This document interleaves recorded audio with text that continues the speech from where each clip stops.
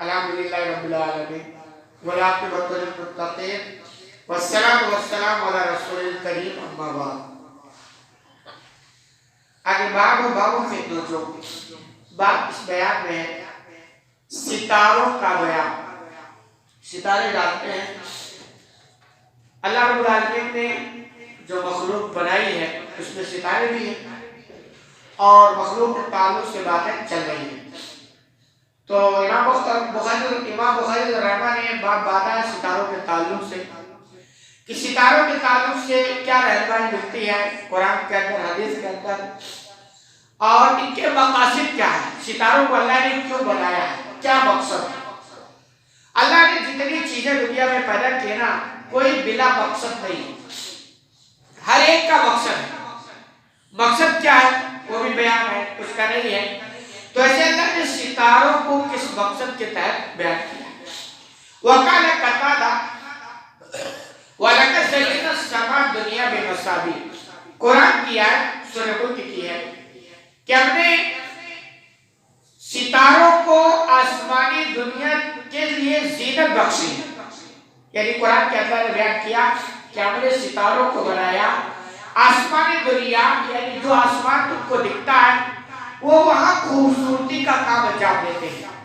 اس آیت کی تفسیر میں قتادہ بیان کرتے ہیں کہ اللہ نے ستاروں کو 3 مقاصد کے لیے بنایا۔ خُلِقَ هَٰذِهِ النُّجُومِ الثَّلَاثِ، کہ اللہ نے ستاروں کو 3 مقصد کے لیے بنایا ہے۔ جَعَلَ زِینَةً لِلسَّمَاءِ، پہلا مقصد ہے کہ وہ آسمان میں خوبصورتی کا کام دیتے ہیں۔ رات کو آسمان میں ستارے جگمگاتے ہیں کتنا خوبصورت لگتا ہے۔ تو پہلا مقصد ہے کہ اللہ نے ستاروں کے ذریعہ آسمان کی سجاوٹ کی، زینت یعنی جو دیکھنے میں اچھے لگے، خوبصورتی ہو، بہتر لگے۔ یہ انسان کی نیچر ہے کہ خوبصورتی کو انسان پسند کرتا ہے۔ تو ایسے اللہ نے بھی آسمان کو خوبصورت بنایا، پھر اس میں ستاروں سے سجاوٹ کر دی، یہ اس کا نیچر ہے۔ تو آدمی دنیا میں بھی بہت ساری چیزیں بناتا ہے، تو خوبصورت بناتا ہے، سجاوٹ کرتا ہے، زینت ٹھیک ہے، ایک دائرہ ہے تو آدمی ان کو پسند کر سکتا ہے۔ لیکن دنیا کے اندر انسان کے لیے سادگی، انسان دنیا میں سادگی سے گزارے یہی بہتر ہے۔ رنگین جو ہے نا وہ جنت ہے، اللہ نے جنت بنائی، آپ دیکھیں کتنی خوبصورت ہے۔ وہ تو بیانات ہم سنتے ہیں، باقی حقیقت تو دیکھنے کے بعد ہی پتہ چلے گا۔ تو چونکہ انسان کی یہ نیچر ہے کہ خوبصورتی کو پسند کرتا ہے، تو اللہ نے جنت کو بڑی خوبصورت بنائی۔ تو اللہ نے ستاروں کو ایک مقصد ہے کہ وہ آسمان میں اپنی خوبصورتی کا کام انجام دیتے ہیں۔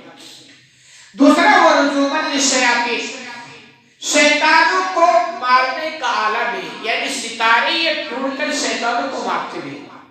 اس کے پیچھے جو تفسیر وہ یہ ہے کہ عرب کے اندر 2 لوگوں کا بہت چرچا تھا، ایک کاہن اور ایک نجومی۔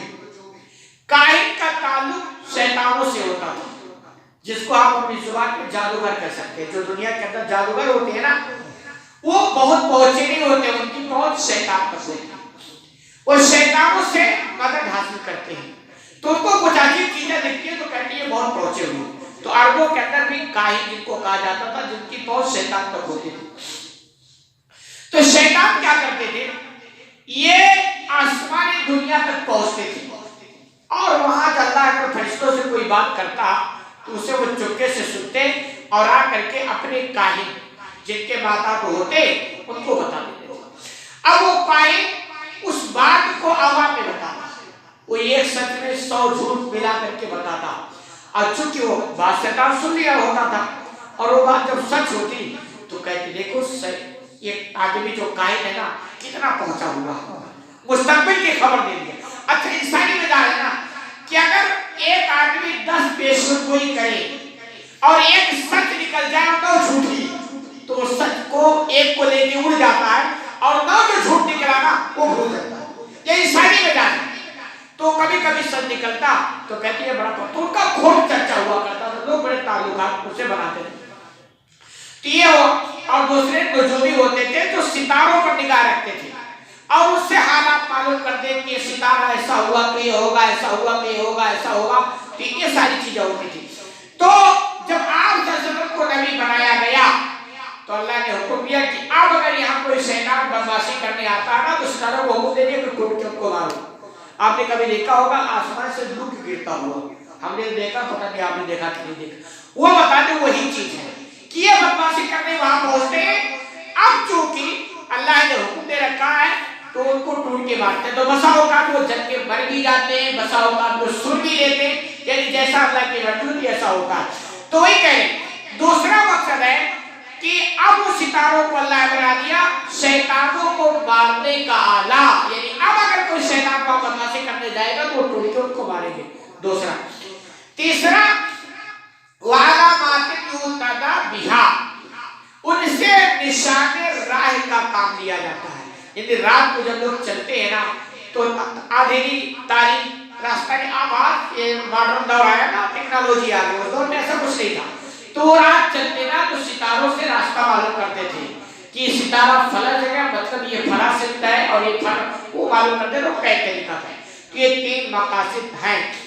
اس آیت کی تفسیر میں قتادہ بیان کرتے ہیں کہ آسمان کی سجاوٹ کا کام، شیطانوں کو مارنے کا آلہ، تیسرا نشان راہ یعنی راستہ اس سے معلوم کیا جاتا تھا۔ کہے فمن تأول فیہا بغیر ذالک، اس کے علاوہ جس نے کچھ اور بات کہی ان ستاروں کے بارے میں، فقد اخطا، اس نے غلطی کی۔ یہ جو ہے نا کہ یہ ستارے ایسے ہو جائیں گے تو بارش ہوگی، یہ ہوگا تو یہ ہوگا، یہ جو بھی باتیں کی جاتی ان کے علاوہ، تو کہنے وہ غلطی کر رہا ہے، ایسا کچھ نہیں۔ ان کا مقصد تین ہے جو اللہ نے بیان کیا اور اس کی تفسیر ہے یہ لکھ کر دی۔